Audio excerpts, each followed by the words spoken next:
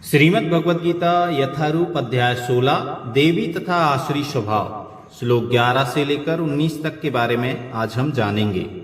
अगर आप हमारे चैनल में नए हैं तो हमारे चैनल को लाइक करें, सब्सक्राइब करें, साथ ही ज़्यादा से ज़्यादा शेयर करें और बेल आइकन जरूर दबाएं ताकि आने वाले वीडियो की नोटिफिकेशन सबसे पहले आपको प्राप्त हों। तो हम जानेंगे श्लोक 11 से 19 तक के बारे में। चिंताम परिमेयाम च प्रलयांताम उपाश्रिता काम उपभोग परमः एतावदिति निश्चितः आशुपाशा सतेर्बद्धा काम क्रोध परायण ईहन्ते काम उपभोगार्थम अन्येनार्थ संचयान। अर्थात उनका विश्वास है कि इंद्रियों की तुष्टि ही मानव सभ्यता की मूल आवश्यकता है। इस प्रकार मरण काल तक उनको अपार चिंता होती रहती है। वे लाखों इच्छाओं के जाल में बंधकर तथा काम और क्रोध में लीन होकर इंद्रिय तृप्ति के लिए अवैध ढंग से धन संग्रह करते हैं। तात्पर्य, आसुरी लोग मानते हैं कि इंद्रियों का भोग ही जीवन का चरम लक्ष्य है और वे आमरण इसी विचारधारा को धारण किए रहते हैं। वे मृत्यु के बाद जीवन में विश्वास नहीं करते। वे यह नहीं मानते कि मनुष्य को इस जगत में अपने कर्म के अनुसार विविध प्रकार के शरीर धारण करने पड़ते हैं। जीवन के लिए उनकी योजनाओं का अंत नहीं होता और वे एक के बाद एक योजना बनाते रहते हैं जो कभी समाप्त नहीं होती। हमें ऐसे एक व्यक्ति की ऐसी आसुरी मनोवृत्ति का निजी अनुभव है जो मरण काल तक अपने वैद्य से अनुनय विनय करता रहा कि वह किसी तरह उसके जीवन की अवधि 4 वर्ष बढ़ा दे, क्योंकि उसकी योजनाएं तब भी अधूरी थीं। ऐसे मूर्ख लोग यह नहीं जानते कि वैद्य क्षण भर भी जीवन को नहीं बढ़ा सकता। जब मृत्यु का बुलावा आ जाता है तो मनुष्य की इच्छा पर ध्यान नहीं दिया जाता। प्रकृति के नियम किसी को निश्चित अवधि के आगे क्षण भर भी भोग करने की अनुमति प्रदान नहीं करते। आसुरी मनुष्य जो ईश्वर या अपने अंतर में स्थित परमात्मा में श्रद्धा नहीं रखता, केवल इंद्रिय तृप्ति के लिए सभी प्रकार के पाप कर्म करता रहता है। वह नहीं जानता कि उसके हृदय के भीतर एक साक्षी बैठा है। परमात्मा प्रत्येक जीव के कार्यों को देखता रहता है। जैसा कि उपनिषदों में कहा गया है, एक वृक्ष में 2 पक्षी बैठे हैं। एक पक्षी कर्म करता हुआ टहनियों में लगे सुख दुख रूपी फलों को भोग रहा है और दूसरा उसका साक्षी है। लेकिन आसुरी मनुष्य को ना तो वैदिक शास्त्र का ज्ञान है ना कोई श्रद्धा है। अतएव वह इंद्रिय भोग के लिए कुछ भी करने के लिए अपने को स्वतंत्र मानता है। उसे परिणाम की परवाह नहीं रहती। श्लोक 13, 14, 15। इदमद्ध मया लब्धमिमं प्राप्स्ये मनोरथम् इदम अस्ति दमपि मे भविष्यति पुनर्धनम् असो मया हता शत्रुर्हनिष्ये चापरानापि ईश्वरो अहमहं भोगी सिद्धो अहं बलवान सुखी अध्ययो अभि जन्वान अस्मि को अन्यो अस्ति सदृशो मया यक्षेदस्यामि मोदिष्य इत्यज्ञान विमोहिता। अर्थात आसुरी व्यक्ति सोचता है, आज मेरे पास इतना धन है और अपनी योजनाओं से मैं और अधिक धन कमाऊंगा। इस समय मेरे पास इतना है किंतु भविष्य में यह बढ़कर और अधिक हो जाएगा। वह मेरा शत्रु है और मैंने उसे मार दिया है और मेरे अन्य शत्रु भी मार दिए जाएंगे। मैं सभी वस्तुओं का स्वामी हूँ। मैं भोक्ता हूँ। मैं सिद्ध, शक्तिमान तथा सुखी हूँ। मैं सबसे धनी व्यक्ति हूँ और मेरे आसपास मेरे कुलीन संबंधी हैं। कोई अन्य मेरे समान शक्तिमान तथा सुखी नहीं है। मैं यज्ञ करूंगा, दान करूंगा और इस तरह आनंद मनाऊंगा। इस प्रकार ऐसे व्यक्ति अज्ञानवश मोहग्रस्त होते रहते हैं। श्लोक 16। अनेक चित्र विभ्रांता मोह जाल समावृता प्रशक्ता काम भोगेषु पतंती नरके आशुचो। अर्थात इस प्रकार अनेक चिंताओं से उद्विग्न होकर तथा मोह जाल में बंधकर वे इंद्रिय भोग में अत्यधिक आसक्त हो जाते हैं और नरक में गिरते हैं। तात्पर्य, आसुरी व्यक्ति धन अर्जित करने की इच्छा की कोई सीमा नहीं जानता। उसकी इच्छा असीम बनी रहती है।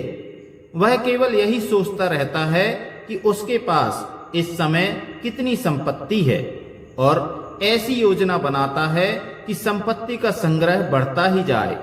इसलिए वह किसी भी पापपूर्ण साधन को अपनाने में झिझकता नहीं और अवैध तृप्ति के लिए कालाबाजारी करता है।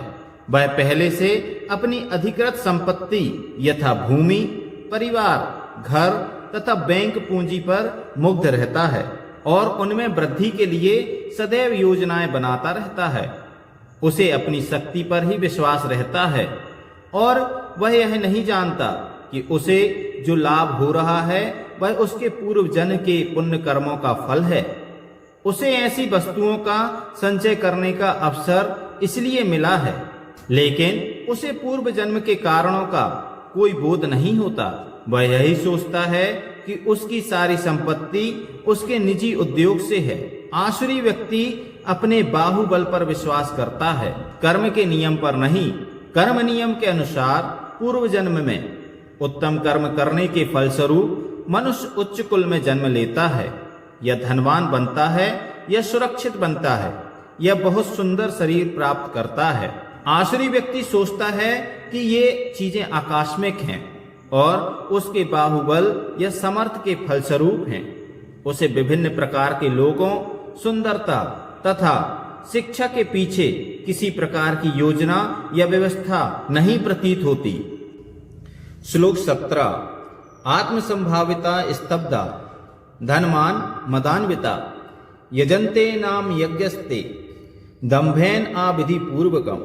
अर्थात अपने को श्रेष्ठ मानने वाले तथा सदैव घमंड करने वाले, संपत्ति तथा मिथ्या प्रतिष्ठा से मोहग्रस्त लोग किसी विधि विधान का पालन न करते हुए कभी कभी नाम मात्र के लिए बड़े ही गर्व के साथ यज्ञ करते हैं। तात्पर्य, अपने को सब कुछ मानते हुए किसी प्रमाण या शास्त्र की परवाह न करके आसुरी लोग कभी कभी तथाकथित धार्मिक या याज्ञिक अनुष्ठान करते हैं। चूंकि वे किसी प्रमाण में विश्वास नहीं करते, अतएव वे अत्यंत घमंडी होते हैं। थोड़ी संपत्ति तथा झूठी प्रतिष्ठा पा लेने के कारण जो मोह या भ्रम उत्पन्न होता है, उसी के कारण ऐसा होता है। कभी कभी ऐसे असुर उपदेशक की भूमिका निभाते हैं जो लोग को भ्रांत करते हैं और धार्मिक सुधारक या ईश्वर के अवतारों के रूप में प्रसिद्ध हो जाते हैं। वे यज्ञ करने का दिखावा करते हैं या देवताओं की पूजा करते हैं या अपने निजी ईश्वर की सृष्टि करते हैं। सामान्य लोग उनका प्रचार ईश्वर कहकर करते हैं, उन्हें पूजते हैं और मूर्ख लोग उन्हें धर्म या आध्यात्मिक ज्ञान के सिद्धांतों में बढ़ा चढ़ाकर मानते हैं। वे सन्यासी का वेश धारण कर लेते हैं और उस वेश में सभी प्रकार का अधर्म करते हैं। वास्तव में इस संसार से विरक्त होने वाले पर अनेक प्रतिबंध होते हैं, लेकिन ये असुर इन प्रतिबंधों की परवाह नहीं करते। वे सोचते हैं जो भी मार्ग बना लिया जाए वही अपना मार्ग है। उनके समक्ष आदर्श मार्ग जैसी कोई वस्तु नहीं जिस पर चला जाए। यहाँ पर अविधि पूर्वकम शब्द पर बल दिया गया है, जिसका अर्थ है विधि विधानों की परवाह ना करते हुए। ये सारी बातें सदैव अज्ञान तथा मोह के कारण होती हैं। श्लोक 18। अहंकारम बलम दर्पम कामम क्रोधम च संसृता माम आत्म पर देहेषु प्रादिशंतो अभ्यसूयका। मिथ्या अहंकार, बल, दर्प, काम तथा क्रोध से मोहित होकर आसुरी व्यक्ति अपने शरीर में तथा अन्यों के शरीर में स्थित भगवान से ईर्षा और वास्तविक धर्म की निंदा करने लगते हैं। तात्पर्य, आसुरी व्यक्ति धनवान की श्रेष्ठता का विरोधी होने के कारण शास्त्रों में विश्वास करना पसंद नहीं करता। वह शास्त्रों तथा भगवान के अस्तित्व इन दोनों से ही ईर्षा करता है। यह ईर्षा उसकी तथाकथित प्रतिष्ठा तथा धन एवं शक्ति के संग्रह से उत्पन्न होती है।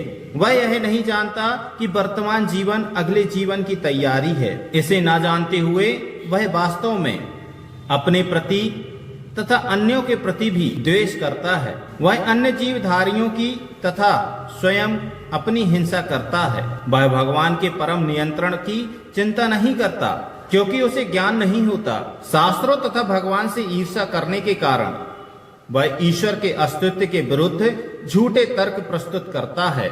वह प्रत्येक कार्य में अपने को स्वतंत्र तथा शक्तिमान मानता है। वह सोचता है कि कोई भी शक्ति, बल या संपत्ति में उसकी क्षमता नहीं कर सकता, अतः वह चाहे किस तरह कर्म करे, उसे कोई रोक नहीं सकता। यदि उसका कोई शत्रु उसे इंद्रिय कार्यों में आगे बढ़ने से रोकता है, तो वह उसे अपनी शक्ति से छिन्न भिन्न करने की योजना बनाता है। श्लोक 19। तानहम दूषिता कृणान संसारेषु नराधमा क्षिपाम जस्त्रम अश्रुभाना सुरुष्यवेव योनिषु। अर्थात जो लोग ईर्षालु तथा क्रूर हैं और नराधम हैं, उन्हें मैं निरंतर विभिन्न आसुरी योनियों में भव सागर में डालता रहता हूं।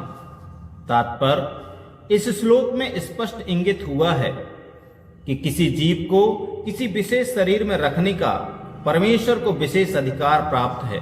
आसुरी लोग भले ही भगवान की श्रेष्ठता को न स्वीकार करें और वे अपनी निजी सनकों के अनुसार कर्म करें, लेकिन उनका अगला जन्म भगवान के निर्णय पर निर्भर करेगा, उन पर नहीं। श्रीमद् भागवत के 3 स्कंद में कहा गया है कि मृत्यु के बाद जीव को माता के गर्भ में रखा जाता है, जहां उच्च शक्ति के निरीक्षण में उससे विशेष प्रकार का शरीर प्राप्त होता है। यही कारण है कि संसार में जीवों की इतनी योनियां प्राप्त होती हैं, यथा पशु, कीट, मनुष्य आदि। ये सब परमेश्वर द्वारा व्यवस्थित हैं, ये अकस्मात नहीं आई। जहां तक असुरों की बात है, यहां पर यह स्पष्ट कहा गया है कि ये असुरों के गर्भ में निरंतर रखे जाते हैं। इस प्रकार ये ईर्ष्यालु बने रहते हैं और मानवों में अधम हैं। ऐसे आसुरी योनि वाले मनुष्य सदैव काम से पूरित रहते हैं, सदैव उग्र, घृणास्पद तथा अपवित्र होते हैं। जंगलों के अनेक शिकारी मनुष्य आसुरी योनि से संबंधित माने जाते हैं। अगर आप हमारे चैनल में नए हैं तो हमारे चैनल को लाइक करें, सब्सक्राइब करें और शेयर करें। साथ ही बेल आइकन जरूर प्रेस करें ताकि आने वाले नए वीडियो का नोटिफिकेशन सबसे पहले आपको प्राप्त हो सके। जय श्री कृष्णा, राधे राधे।